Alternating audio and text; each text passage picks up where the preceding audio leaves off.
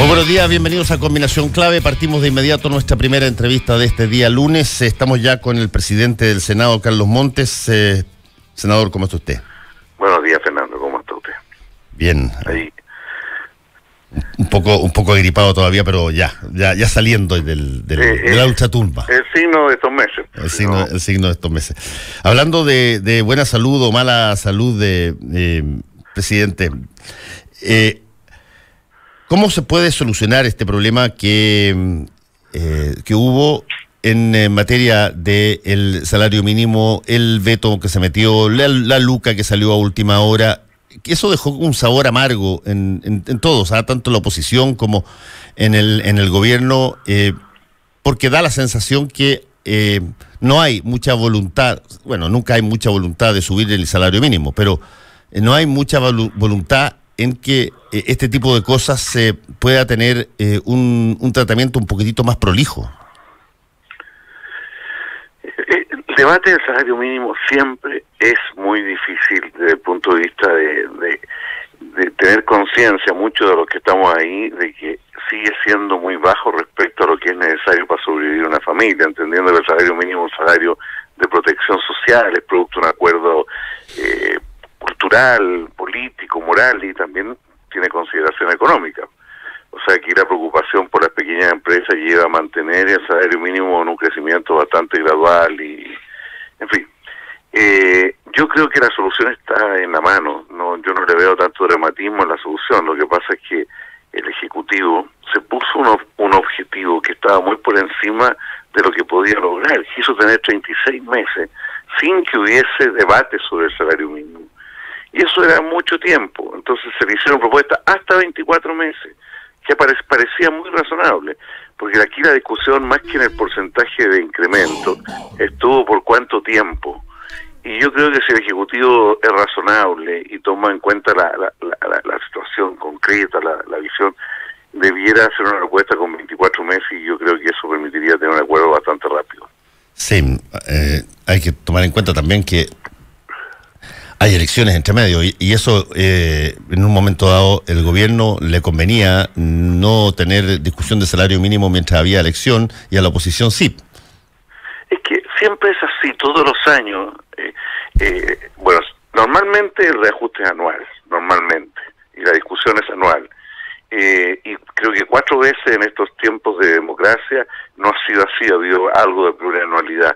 Bueno, ahora yo creo que el gobierno no tiene mayoría para tratar de imponer los 36 meses y por lo tanto debiera presentar con 24 meses. Si quiere hacer algo distinto, tiene que proponer un incremento mayor, muy mayor del salario mínimo, para lo cual el gobierno considera que no hay condiciones. Yo quiero aclarar que a uno le da vergüenza cuando se dice como gran debate ahora 10.000 pesos más de salario mínimo anual. Eso da mucha...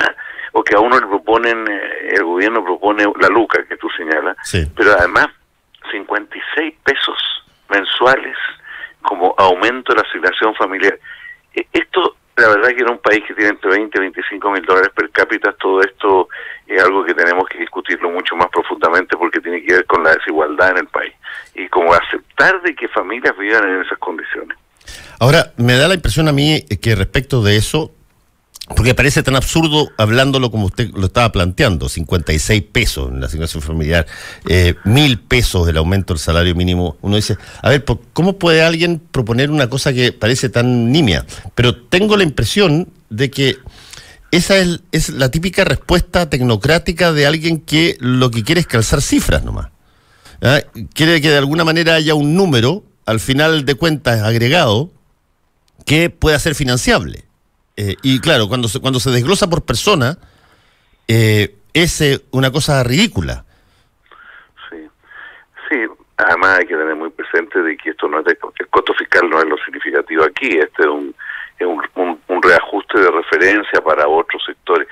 Yo creo que aquí hay un problema muy serio en nuestro debate sobre la desigualdad. Al comienzo de la transición hubo un acuerdo respecto a la pobreza, y hubo un cierto acuerdo de cómo enfrentar la pobreza, con diferencias, en fin, pero hubo un cierto acuerdo. Sobre la desigualdad no hemos tenido ese acuerdo, ni hay ese debate. Y si uno mira los debates, los discursos del presidente, las visiones del ministro Moreno, el tema de la desigualdad no está presente.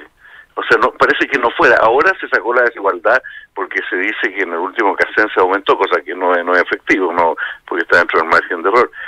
De todas maneras, lo importante no es el porcentaje ahí, sino que haya gente que gane 44 veces los sectores menores de ingresos. La verdad es que hay algo mal hecho en nuestra sociedad que tenemos que discutirlo.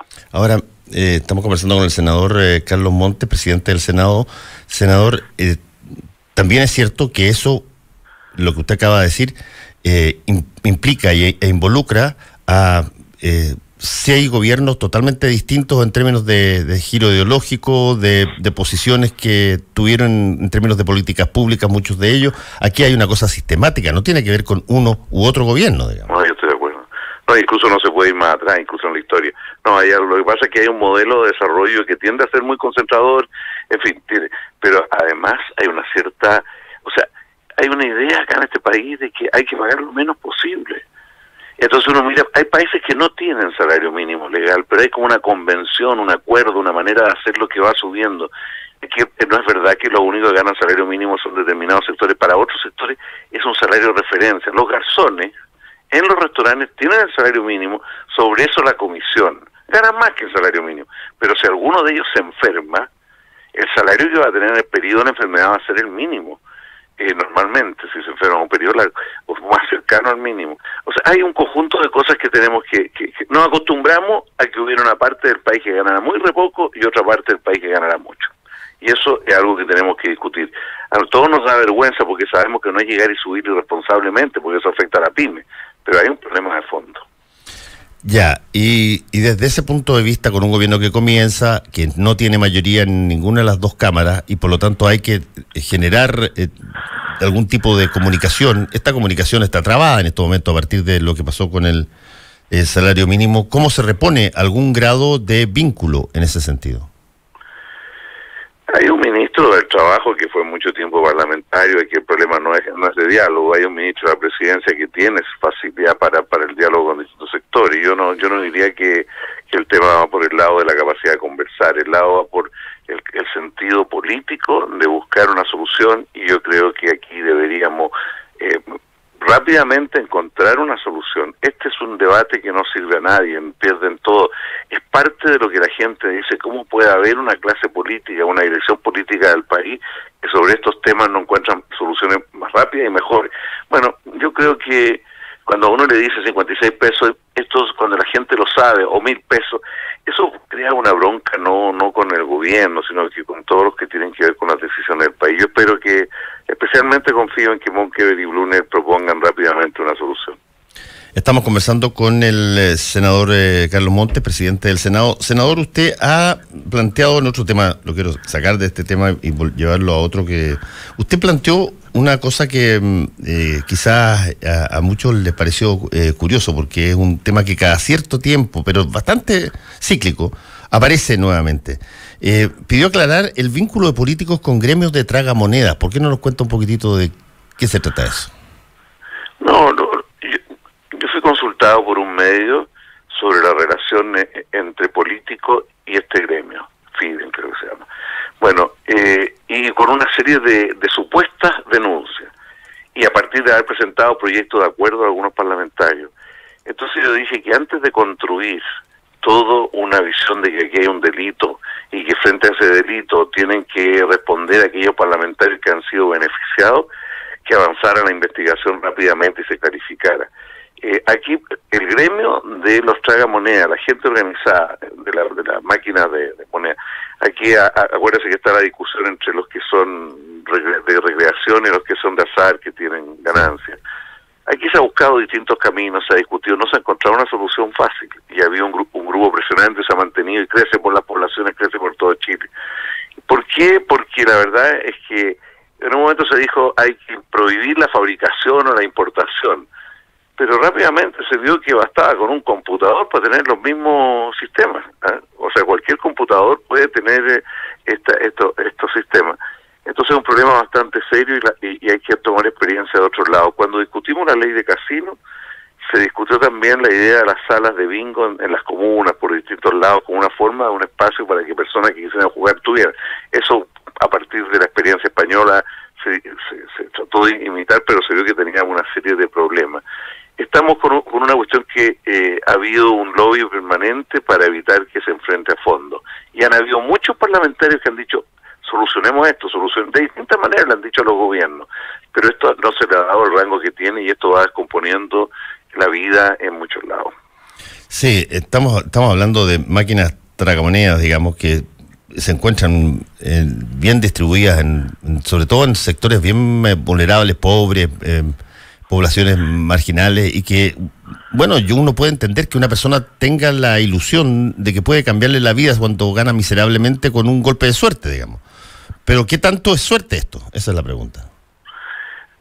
No sé si están además manejadas las máquinas, pero solo yo veo permanentemente señoras que cuando van a comprar el pan al boliche, a la esquina, hay una maquinita y parte del recurso del pan lo meten ahí para ver qué ocurre. Y se va generando un hábito, se va generando un cierto vicio en esto. No digo que sea generalizado, pero es parte de una dueña de casa que sale poco rato de su casa y aprovecha esto, la primera vez juega una parte, después juega más. Se va generando un hábito y se naturaliza completamente, y se puede prestar para muchos abusos los dueños de las máquinas. Pero además tenga presente que con esto están viviendo muchas personas, además, viven los que ganan de este negocio, la masividad, la extensión. Yo creo que no hay conciencia de que es un empleo informal bastante extendido. Sí, el drama, a mi modo de ver, de esta situación es que refleja el que básicamente forma parte de la cultura nacional, de la normal, como usted dijo, el tratar de ganar dinero a través de golpes de suerte en una máquina tragamonedas, porque hacerlo decentemente trabajando no da. Y eso es lo grave. Yo conozco muy pocas personas que han tenido golpes de suerte, son muy pocos, digamos, o sea, no, como son estos juegos de azar, como son normalmente. Pero es algo que va echando a perder la vida cotidiana en las poblaciones y en parte del país. Esto crece y crece. Y cuando decimos esto a los parlamentarios, yo en todo caso fue más bien mi reacción en el sentido que se estaba culpando a los parlamentarios de un supuesto delito que no estaba claro cuál era el delito y que ordenáramos las cosas como era. Primero que se demostrara dónde estaba el delito y eventualmente la participación de parlamentarios en esos delitos, porque es distinto el hecho de haber presentado un proyecto de acuerdo en la sala que se diga, mire gobierno, preocúpese de esto, que es lo que normalmente se ha hecho. Yo creo que se ha hecho muchas veces. Sí. Estamos conversando con el presidente del Senado, Carlos Montes. Carlos, usted fue muy activo en un tiempo en torno a todos los temas de educación cuando se estaban implementando recién las primeras medidas de reforma del segundo gobierno de la presidenta Michelle Bachelet. Y quisiera saber si es que ha habido algún tipo de movimiento respecto de los temas de calidad de educación, que este gobierno dijo que iba a presentar una serie de proyectos de ley, y después de la salida del ministro Varela y la llegada de la nueva ministra, ¿ha habido algún tipo de movimiento en ese sentido? Iniciativas legales no, iniciativa desde el punto de vista del funcionamiento del Estado y del Ministerio en todos los niveles, es más bien una idea. Esto ha sido permanente porque hay una consigna de decir aquí lo que importa es la calidad y no la propiedad. Yo creo que la calidad ha sido un tema de permanente discusión. Y cuando se hace, por ejemplo, a nivel escolar, la reforma escolar, y se dice el sistema está mal porque termina siendo una educación para los más pobres, porque los municipios tienen no es bueno que estén los municipios. Pero no era solo un problema de organización, era también un problema de concepto de educación, que es lo que tiene que ver con la calidad. Cuando al niño se lo reduce a la dimensión del lenguaje y las matemáticas, y el conjunto de otras dimensiones de la vida de un niño no se tocan, deporte, cultura, robótica, orientación valórica, o sea, se reduce mucho el sentido de la educación, se tiende a afectar lo profundo. Esto, fíjese que hay gente de derecha, muy extrema derecha, hasta José Antonio Kast, que al final se convence de que no podemos tener un sistema tan reduccionista para enfocar la educación. Eso está empezando lentamente.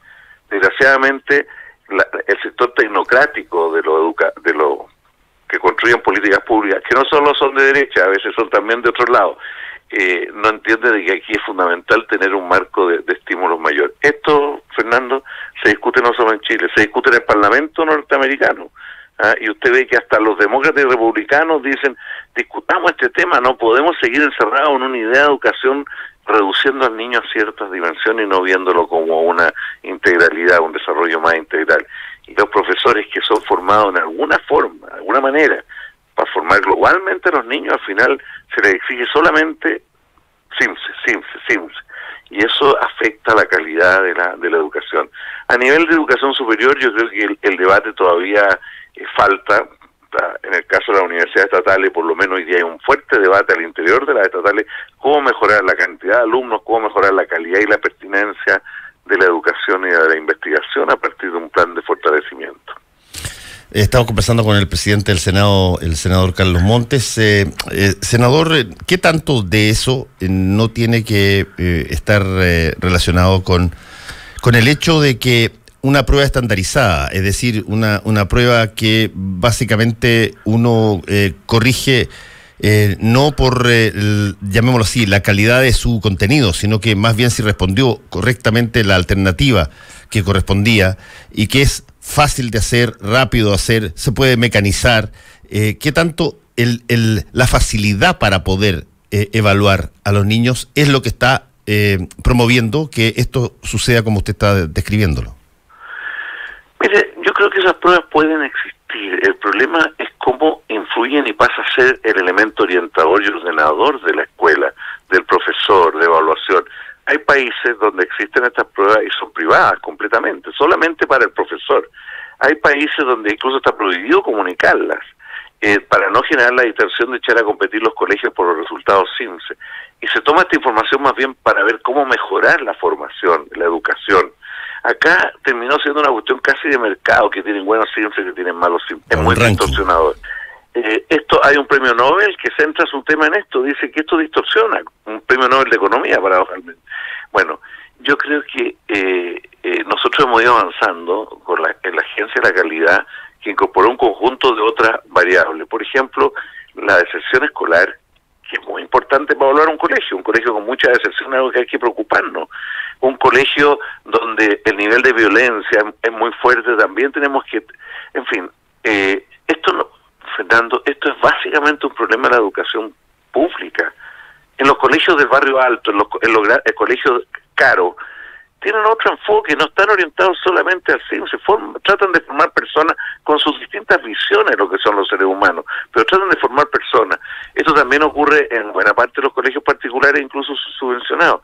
El problema es que esto terminó afectando más a la educación pública, y esto ha sido malo que sea así, pero también tiene el tremendo potencial que se genera nuevos estímulos. Si hay más actividad cultural y deportiva en los colegios, si la robótica, como se está demostrando, se incorpora, hay talleres, así se incorpora en otras dimensiones.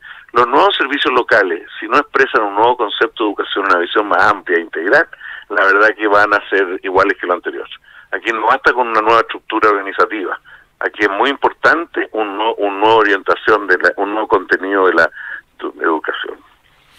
Senador, por último, el presidente de la República ha señalado que la oposición le está negando la sal y el agua al gobierno, que es una frase bien antigua que en realidad es una frase de Lucho Corbalán, si no me recuerdo, el ex secretario general del Partido Comunista. Antiguo, efectivamente. Sí, del Partido Comunista en la época de la Unidad Popular. ¿Qué tanto hay de disposición de